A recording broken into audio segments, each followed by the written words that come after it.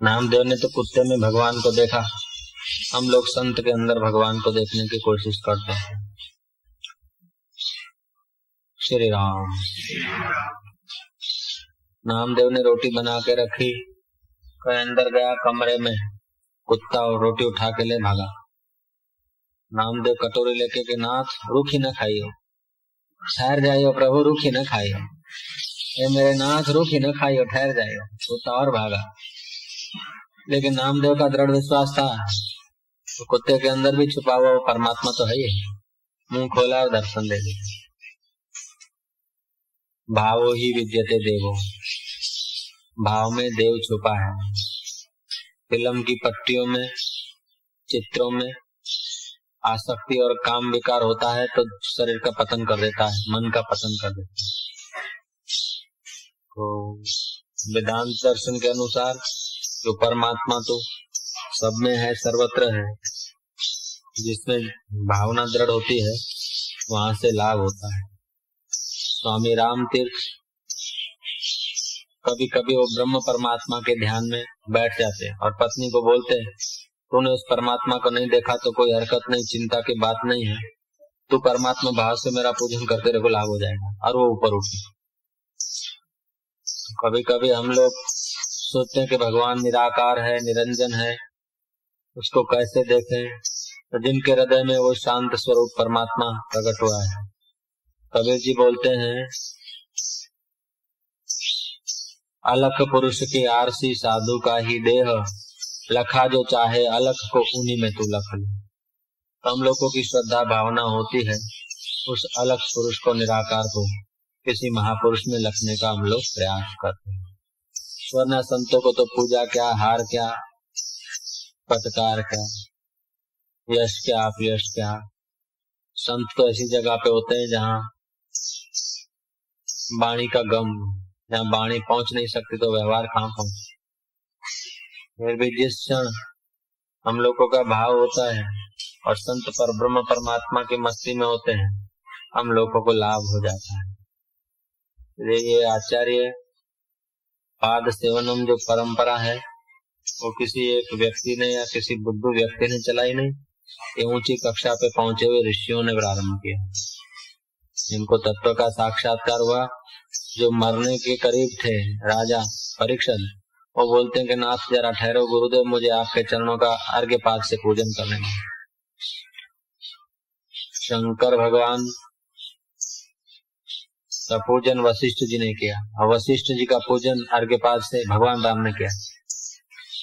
भगवान राम ने पूजन किया है गुरु का, भगवान कृष्ण ने पूजन किया है गुरु।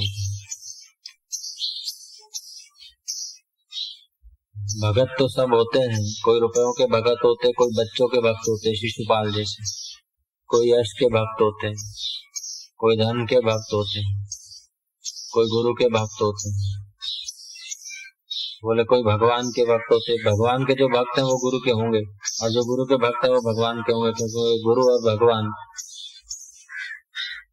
मूर्ति भेद से दो दिखते हैं, वरना उसी तत्व की पूजा है, उस आत्म तत्व की ही पूजा है, उस परमात्मा की पूजा है।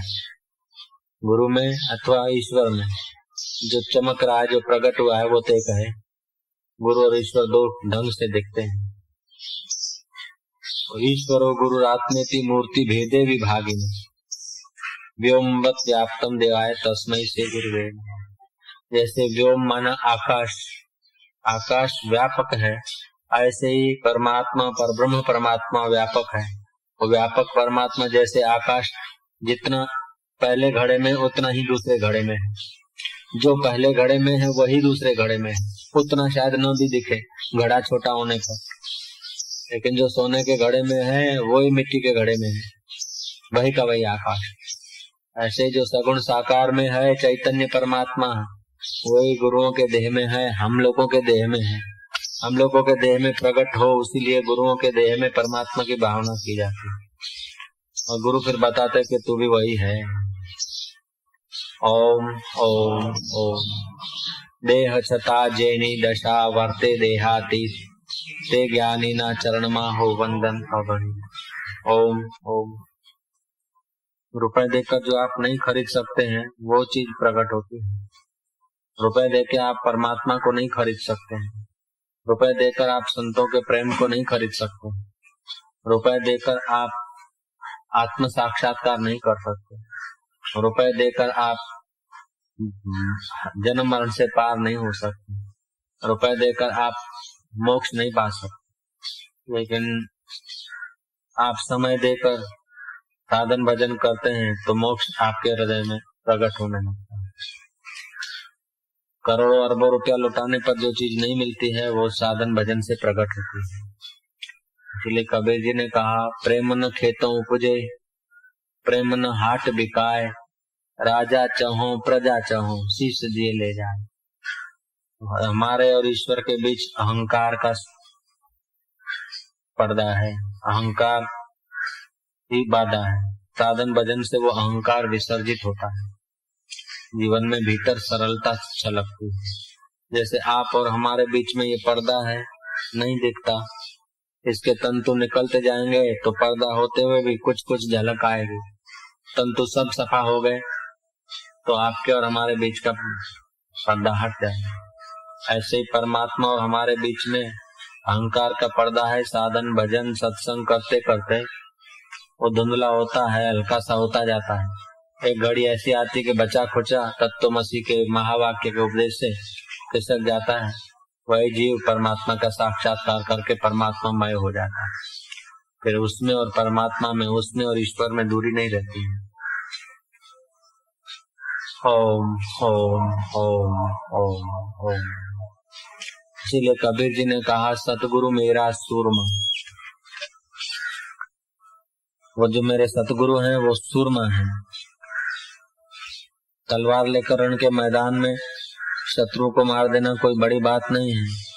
लाए बम्बा लेकर अग्नि बुझा देना ये कोई बड़ी बात नहीं। लेकिन हृदय की अशांति अथवा हृदय में छुपे हुए जो शत्रु हैं, अज्ञान, आवरण, विक्षेप, अविद्या, अस्मिता, राग, द्वेष, काम, क्रोध, लोभ, मोह, मद, मात्सर्य, ये न तलवार से भागते न लाए बम्बे से भागते हैं। ये संतों की महती कृपा होती तब ये धीरे धीरे खत्म होते हैं। काम न क्रोध न लोभ न मोह कछु, एकल भला अनीह, साधक ऐसा चाहे जैसा बन काशी। कबीर जी कहते हैं, सतगुरु मेरा सूरमा, करे शब्द की चोट, मारे गोला प्रेम का, हरे भरम की कोट। जो भरम घुसा है इस देह को मैं मानकर संसार में सुख खोजने का, वो भरम दूर हो जाता है और जहाँ सुख स्वरूप परमात्मा है उधर आदमी की यात्रा होने लगती है। कबीर जी कहते हैं, यह तन विष की बेलरी, ये हमारा शरीर है विष का वेला। सुंदर मिठाइयां जिसको कंदोई के पास अगरबत्ती का धूप दिया जा रहा था शाम को, रात को घर ले आए, खाई, सुबह उनकी क्या बुरी हालत होती है। सोने के बर्तनों में पूरी पकवान सुंदर बासुदेव का भोग लगाया, लेकिन सुबह उसकी क्या हालत होती सब जानते हैं। सोने की थाली, सोने की प्याली, सोने का चमचा, सोने के बर्तनों में ऊंचे से ऊंचा भोजन पिरोसाया। एक चम्मच मुंह में डाला, दूसरी चम्मच उठा रहे और कोई साधु आया तो आप कह नहीं सकते कि महाराज इसमें भोजन करिए, क्योंकि झूठा हो गया। इसलिए कबीर जी बोलते हैं, यह तन विष की बेलरी। इसको कोई भी पवित्र चीज मिलती तो अपवित्र बना देता है।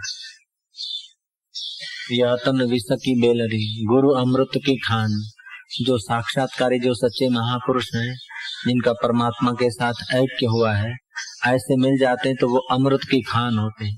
यही अपवित्र शरीर को पवित्र बना देते हैं, ये नापाक शरीर को पाक बना देते हैं। जिस शरीर में कोई चीज जाती तो अपवित्र बन जाती, उसी शरीर को फिर मिट्टी के कण छूते हैं तो उनकी चरण रज भी पूजी जाती है। यह तन विष की बेलरी, गुरु अमृत की खान, श्री दीजिए सतगुरु मिले तो भी सस्ता जा। तुलसीदास जी ने कहा, तुलसी तुलसी क्या करो तुलसी बन की घास, कृपा भई रघुनाथ की तो हो गए तुलसीदास। सत्संग में बड़ी शक्ति है और जो आदमी जैसा होता है उसका वैसा वातावरण, उसके हर इंसान एक पावर हाउस है। पावर हाउस से बिजली डिस्ट्रीब्यूट होती है, ऐसे हर आदमी से अपने विचार और अपने आंदोलन, अपने वाइब्रेशन फैलते हैं। एक्टर के करीब बैठते हैं तो उसके आंदोलन में, उसके रेंज में आते हैं तो वैसे वातावरण पैदा हो, हमारा चित्त भी ऐसा ही हो जाता है। हम थिएटर में, नाटक में बैठते हैं तो उस उधर की रेंज का वातावरण हमारे चित्त को प्रभावित करता है। ऐसे हम संतों के करीब बैठते हैं तो हमारे चित्त में तो जैसे भूमि में तमाम प्रकार का रस छुपा है, इन बाह्य आंखों से नहीं दिखता है। वही कैनाल का पानी और वही एक ही नंबर 15 बीघा का, एक जगह पर मिर्च हो रहा है, दूसरे जगह पर गन्ना बन रहा है, तीसरे जगह पर अदरक तैयार हो रही है, चौथे जगह पर बाजरी के कुछ पौधे खिल रहे हैं, पांचवी जगह पर सूरन हो रहा है, छठी जगह पर बटाका हो रहा है। पानी वही का वही, जमीन वही की वही, लेकिन जैसा उसको संयोग मिलता है ऐसा सर्जन होता है। ऐसे हमारे में भी अनंत अनंत रस भरा है, अनंत अनंत क्षमता भरी है। हमको जैसा बाहर से वातावरण मिलता है, जैसा संग मिलता है, जैसा बीज पड़ता है, उसी प्रकार के अंदर सिंचाई होती। तो आपके पास धन कितना है ये कोई मूल्यवान प्रश्न नहीं है। आप कितना बाह्य जगत का नॉलेज रखते हैं इसका कोई ज्यादा चिंता की बात नहीं है। आपका शरीर कितना खड़थल है, मजबूत है, ये भी ज्यादा प्रश्न नहीं है, क्योंकि आपके पास अंदर से बहुत पड़ा है। आपके पास बाहर का धन कितना है, रूप कितना है, सत्ता कितनी है, परिचय कितना है, ये प्रश्न नहीं पूछता परमात्मा। आपके पास प्यास किस चीज की है, आप क्या चाहते हैं, किसको चाहते हैं, नश्वर को चाहते हैं कि शाश्वत को चाहते हैं, ईगो को विकसित करना चाहते हैं कि ईगो को विसर्जित करना चाहते हैं, जन्म मरण की यात्रा का अंत करना चाहते हैं कि जन्म मरण का सामान बनाना चाहते हैं। आपके पास क्या है इसका मूल्य नहीं है। आप क्या है, आप क्या है, आप जिज्ञासु हैं, भक्त हैं, साधक हैं कि संसार के मजदूर हैं। सब कई जन्मों में इकट्ठा किया, बनाया और झटकाया, मृत्यु का छोड़ के चल दिए। अभी भी ऐसा कुछ मित्र, कुटुंबी, संबंधी, साथी सबको ठीक रखा, खुश रखा, मृत्यु का झटकाया, सब पढ़ाया। ये है संसार का मजदूर। आप संसार के मजदूर हैं या संसार को साधन बनाकर उपयोग करके अपनी यात्रा तय करने वाले पथिक हैं, या परमात्मा को जानने की जिज्ञासा है, या भगवान से मिलने की तड़फ है, या गुरुमुख होकर ज्ञान पाना चाहते हैं, तो आप क्या है, आपके पास क्या है, ये कोई बड़ी बात नहीं। आप क्या है, जिज्ञासु हैं, अगर नहीं है तो हो जाइए। संसार के मजदूर से तो जिज्ञासु बहुत ऊंचा है। इसलिए सूफी फकीर कहते हैं कि सम्राट के साथ राज्य करना भी बुरा है, न जाने कब रुला दे, और संतों के साथ भिक्षा मांग के खाना भी अच्छा है, न जाने कब मिला दे। तो संतों का संग का रंग लगता है हम लोगों को। बालिया लुटारा को भी संतों का संग का रंग लगा तो वाल्मीकि ऋषि बन गया। सदना कासाई, रविदास, चमार जैसे व्यक्ति भी आज शास्त्रों में उल्लेखनीय स्थान पर हैं। बाकी तो गढ़ बनाया, सोने की लंका बनाया, 1 तोला 1 रत्ती, वो सोना ले गया नहीं रावण बेचारा। कबीर जी बोलते हैं, क्या करिए क्या जोड़िए, थोड़े जीवन काज, छोड़ी छोड़ी सब जात है, देह गेह धनराज। देह को, शरीर को, घर को, धन को, राज्य को, सब छोड़ छोड़ के जा रहे हैं। क्या करिए क्या जोड़िए, थोड़े जीवन काज, सब चला चली का मेला है। जिनकी नौबतों से गूंजते थे आसमान, वो खुद बेदम हो गए, अब हूं नहा कुछ भी नहीं। तो जो मिटने वाला है, छूटने वाला है, मरने वाला है, व्यवहार, शरीर, उससे एक अमर आत्मा की यात्रा कर ले तो कर ले। शरीर खाक में मिलने वाला है, शरीर खाक में मिले उसके पहले अपने पापों को खाक में मिला दे, तेरे हाथ की बात है। कुटुंबी अर्थी पे बैठाकर शमशान में छोड़ के आए, उसके पहले अपन आप समझ बूझ के अपने आप को भगवान के चरणों में सौंप दे। अपने मन को, आंखों की रोशनी कम हो जाए, अंधे होने लगे, उसके पहले भीतर की आंख खोल दे, बेड़ा पार हो जाए। बूढ़े होंगे, बहुएं और पुत्र मुंह मोड़ लेंगे, उसके पहले हम अभी से ईश्वर के तरफ मुंह कर दें तो बुढ़ापे में पश्चाताप नहीं होगा। तो हमारे पास क्या है, ये कोई बड़ी बात नहीं है। हम क्या चाहते हैं, सूक्ष्म रूप से तो सब प्रकार का रस भरा है, अब चाहे जिधर को लगा दे, चाहे हरि भजन कर, चाहे विषय कमा, चाहे तो परमात्मा का भजन करके परमात्मामय हो जा, मुक्त हो जा, अपना 21 कोल का उद्धार कर ले, चाहे तो फिर हाय हाय हाय हाय करके जगत की चीजों को संवारो बटोरो, अंत में मृत्यु का झटका आए और छोड़कर। बोले तो जगत का व्यवहार तो करना चाहिए ना बाबा जी, नौकरी धंधा तो करें। भैया नौकरी धंधा का मना नहीं है, लेकिन ये सब करके अपनी आवश्यकताएं पूरी करो। इच्छाएं पूरी करने के पीछे मत लगो। आवश्यकता पूरी करने का बाबा लोग मना नहीं करते, शास्त्र मना नहीं करते, ऋषि ने मना नहीं किया। आवश्यकताएं तो पूरी हो सकती है आसानी से, लेकिन इच्छाएं बढ़ाकर फंसने की मना की है शास्त्र ने। आवश्यकता है श्वास लेने की, बिना परिश्रम के पूरी होती है। आवश्यकता है पानी पीने की, स्वाभाविक मिल जाता है। आवश्यकता है पेट को खाड्डा भरने की, भोजन की, वो भी थोड़े आयास से मिल जाता है। लेकिन आवश्यकता है कुछ शरीर की रक्षा करने के लिए मकान में रहने की, वो भी हो सकता है। वस्त्र की आवश्यकता है, वो भी मिल सकता है, उसमें ज्यादा समय नहीं देना पड़ता। लेकिन इच्छाएं बढ़ जाती है ना, बढ़िया मकान हो, सुंदर थाली हो, बढ़िया बढ़िया पाटला हो, 2-4 सब्जियां हो, रोटली चोपड़ी हुई हो, अमुक हो अमुक हो, ये है इच्छा है, ये नखरे हैं शरीर को लाड लड़ाने के। जिस शरीर को जला देना है उसी के लाड लड़ाने की इच्छाएं हो जाती है ना, और जो लाड लड़ा रहे उन्हीं की हम कॉपी करते हैं।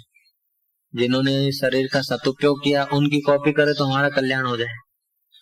सुखदेव जी महाराज की कॉपी करें, भगवान बुद्ध की कॉपी करें, महावीर की कॉपी करें, कबीर जी की कॉपी करें, नानक देव की कॉपी करें, तुकाराम की कॉपी करें, जनक राजा की कॉपी करें, राम तीर्थ की कॉपी करें। ऐसों को हम अपना उद्देश्य बनाएं, उनकी ऊंचाई को देखकर हम अपना स्वभाव बनाएं तो आसानी से हम मुक्त हो सकते हैं। तुलाधार व्यापारी दुकान करियाना का धंधा करते करते इतना महान ऊंचा हो गया कि अकाल पड़ा तो बरसात कर दी उसने। ऐसी बरसात की कि राजा को 3 दिन उसके द्वार पर बैठा रहना पड़ा। हस्तिनापुरी दिल्ली की बात है। धंधा व्यापार करने का शास्त्र ने मना नहीं किया, नौकरी करने का शास्त्र ने मना नहीं किया, आजीविका तो पाने के लिए मना नहीं किया। आवश्यकताएं पूरी हो सकती है तो जो अत्यंत आवश्यक है उसको पूरा करो, वो पूरा करने में समय लगाओ, और जो निरर्थक है जितना कट हो सके उसको काट दो। तो तटस्थ होकर खोजेंगे ना तो आपकी 100 इच्छा में तो 100 की कर दोगे 60, 40 तो ऐसे ही है कि जिसको नहीं हो तो भी चले। 100 आवश्यकताएं दिखती है, तटस्थ होकर अगर ईमानदारी से खोजोगे ना तो 40 कट जाएगी, व्यर्थ मालूम होगी। घर में, रसोड़े में, कुटुंब में 40 चीजें व्यर्थ होगी, 100 के पीछे 40 तो ऐसी व्यर्थ होगी जिसके बिना चल सकता है, जिसके बिना चल सकता है। 100 की कर दो 60। अगर जल्दी से परमात्मा का दर्शन करना है तो इच्छाओं को 100 की कर दो 60, आधा कर दो काट। 10 पूरी करेंगे, 10 कराएंगे और 10 को हाथ जोड़ेंगे। 100 की कर दो 60, आधा कर दो काट। 10 पूरी करेंगे, 10 कराएंगे और 10 को हाथ जोड़ेंगे। 10 को हाथ जोड़ देंगे, 10% से काम चल सकता है। श्री राम, जी सकते हैं हम लोग अगर मुक्ति चाहिए तो। अनंत ब्रह्मांडों को चलाने वाला परमात्मा के साथ एक होने की ढगस है तो 10% आवश्यकताएं हैं, 90% नखरे हैं। ओम ओम ओम ओम। हम तो अपने शरीर को समाज से और अपने अहम को बचाना चाहते हैं। आटलू तो जो लोग शू कश आम पर मौत थी कयो काको छोड़ाव से। लोग क्या बोलेंगे उसकी चिंता है, और लोकेश्वर क्या बोलेगा कि इतनी बार मौका दिया और अभी तक मिला नहीं। ये बात हम लक्ष्य में रखें तो बेड़ा पार हो जाए।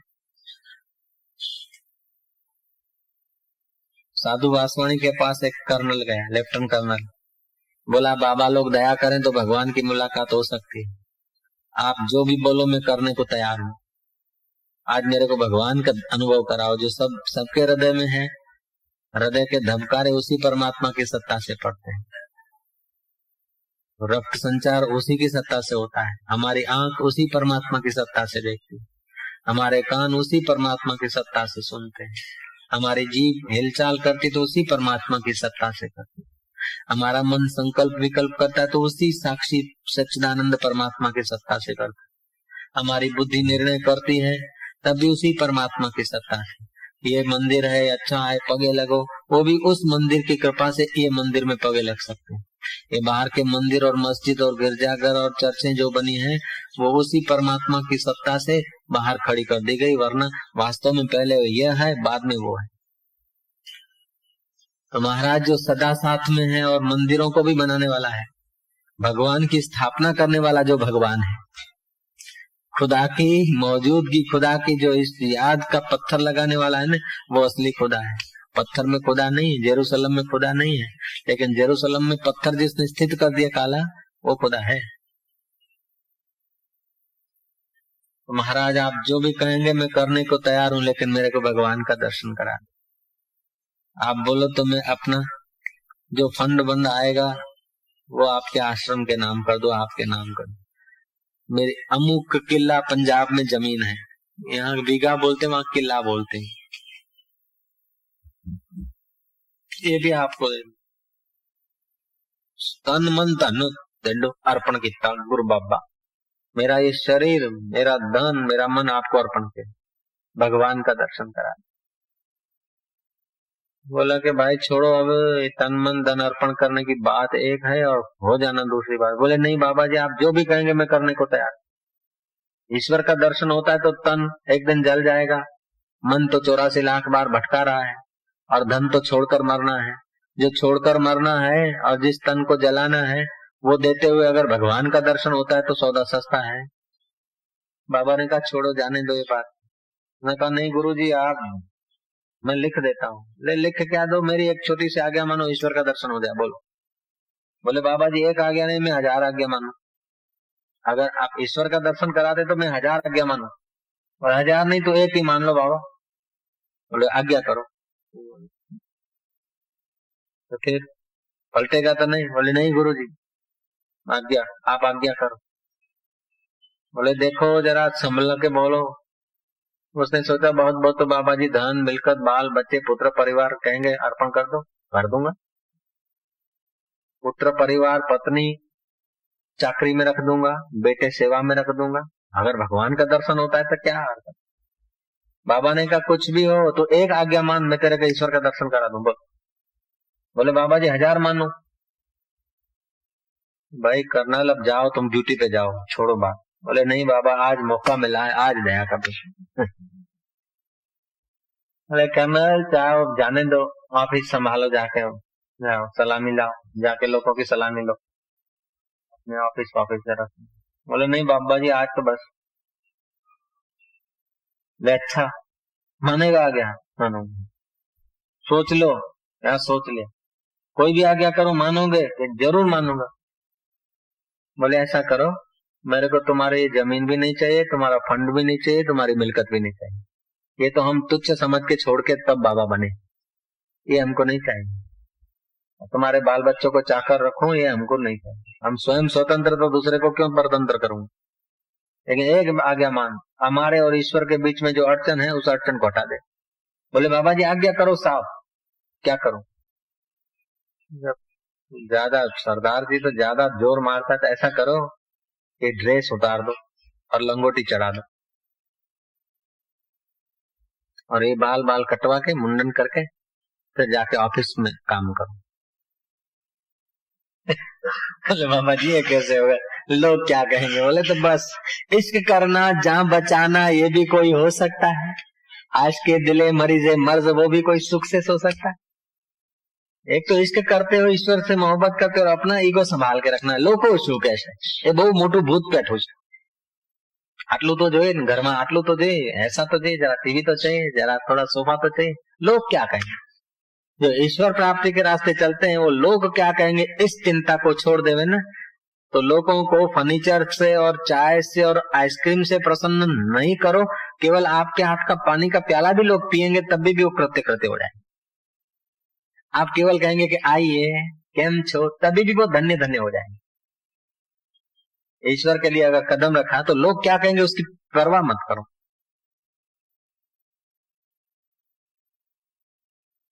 आवश्यकताएं कम कर दो, और कम आवश्यकताओं में आप बादशाह बन जाएंगे, और जो बचा समय वो ईश्वर में लगा देंगे, महान बन जाएंगे। एक आदमी 10 करमंडल, एक आदमी 20 जोड़ी कपड़ा, आटलू तो જોઈએ, आटलू तो જોઈએ। अरे कोपिन में महापुरुष लोग जी लिया यार, ये बात भूल गए तो। एक लंगोटी, उसी में जीवन जीने वाले ने जी लिया और पा लिया। और लंगोटी का भी ठिकाना नहीं रहता था, कभी तो खुल जाती थी तो पड़ी रहती। सुखदेव जी महाराज, तो लोगों ने क्या करा, अभी उसको नतमस्तक होते बड़े बड़े वक्ता, सुखदेव जी सावधान करे। कथा में सुखदेव जी मुनि का बार बार स्मरण करके वक्ताओं का हृदय पवित्र हो जाता। जिन्होंने आवश्यकताएं बढ़ाई वो सब ब्राह्मण के नहीं पायमाल हो गए। क्या करिए क्या जोड़िए थोड़े जीवन काज, छोड़ी छोड़ी सब जात है देह गेह धनराज। हाड बड़ा हरि भजन कर द्रव्य बड़ा कछु दे, अकल बड़ी उपकार कर जीवन का फल हे। चलते थे तो फूल बिछ जाते थे, राजाधिराज अन्नदाता महाराज घनी खम्मा, हो गगनगामी जिनके कीर्ति के कीर्ति स्तंभ लगे। ऐसे राजे महाराजे, उनको कीड़े खा गए कब्र में। कहाँ चला गया सीजर, रोम, कहाँ चला गया रावण, कहाँ गया कंस, कहाँ गया बोनापार्ट, सब सपना हो गया, खाक की ढेरी हो गई। ऐसे ऐसे नहीं रहे तो तुम हम क्या है। कह रहा है आसमां ये समा भी कुछ नहीं, रो रही है शबनम में ये नजारा कुछ नहीं। जिनके महलों में हजारों रंग के जलते थे फानुस, झाड़ उनकी कब्र पे है और निशान कुछ भी नहीं। जिनकी नौबतों से गूंजते थे सदा को आसमान, वे खुद बेदम हैं अब हूं नहा कुछ भी नहीं। बच्चा पैदा होता है ना, फिर शंका होती है कि पढ़ेगा कि नहीं पढ़ेगा, इसकी शादी होगी कि नहीं होगी, ये माँ बाप की सेवा करेगा कि नहीं करेगा। ये तो विचार हो सकता है, लेकिन ये मरेगा कि नहीं मरेगा ये संदेह होता ही नहीं। मरेगा डेफिनेटली, बाकी का होगा कि नहीं होगा विकल्प है। पैसे वारो थीनो कि नौकरी वारो थीनो, साहूकार थीनो कि कड़को थीनो, ये तो विचार आ सकता है, लेकिन ये मरेगा कि नहीं मरेगा ऐसा विचार कभी नहीं आता। मरेगा ही, मरना डेफिनेट पक्का है, बाकी का हो न हो विकल्प। शादी करेगा कि नहीं करेगा ये तो संदेह होता है, लेकिन मरेगा कि नहीं मरेगा ये संदेह नहीं होता है। ओम ओम ओम ओम, हम दिन दिन मर रहे हैं और क्या है। महाराज तालाब सूख गया, कब सूखा कि अभी, अभी नहीं रोज सूख रहा था, अभी देखा। फलाना आदमी मर गया, कब मरा के अभी, अभी नहीं मरा रोज मर रहा था, अभी पूर्णा होती हुई। हम लोग रोज मर रहे हैं। घर से चले थे जितनी आयुष्य थी, जितना श्वास का जत्था था अभी इतना नहीं है। कल जितना हमारी उम्र थी आज इतनी नहीं है। आज जितनी है उम्र वो आने वाले कल को नहीं रहेगी। हम रोज मर रहे हैं, हकीकत में हम लोग मर रहे हैं। और कहते हैं कि क्या हाल है, बोले जी रहे हैं जैसा तैसा। जी क्या रहे, मर रहे हैं हजूर। जी नहीं रहे, मर रहे हैं, मौत के करीब जा रहे हैं। बढ़िया बात यह है कि जिसने अपना काम बना लिया वो निहाल हो गया। तो मरने वाले तन से, मिटने वाले व्यवहार से, मिटने वाली वस्तुओं से और मरने वाले शरीर से जिसने अमर आत्मा की खोज कर ली वो बाजी जीत गया, बाकी के सब गए बकरी डब्बे में। ओम ओम। तो हमारा मन व्यर्थ की चर्चा में, व्यर्थ की तुलना में, व्यर्थ के व्यवहार में, ऐसे जैसे खान पान और कपड़े और मकान इनमें कुछ अननेसेसरी कर लेते हैं, ऐसे सोचने में भी हम अननेसेसरी करते हैं। बिन जरूरी सोचते हैं, बिन जरूरी किसी की लप में पड़ते हैं, बिन जरूरी देखते हैं, बिन जरूरी खाते हैं, बिन जरूरी, जो बहुत जरूरी है वो जरूर करो, मना नहीं है। बिन जरूरी उतना समय अगर ईश्वर में लगाओ तो साक्षात्कार हो जाएगा, बिल्कुल गारंटी। शास्त्र प्रमाण है, इतिहास प्रमाण है। तो बिन जरूरी है ना वो बचा लो। किसी के बारे में कि ऐसा है वैसा है ऐसा है, उसका सोचना छोड़ो। उतना ही वो सोचने का समय आत्मा के तरफ लगाओ। बिन जरूरी घूमना है, उतना ही अंदर यात्रा करने में लगाओ।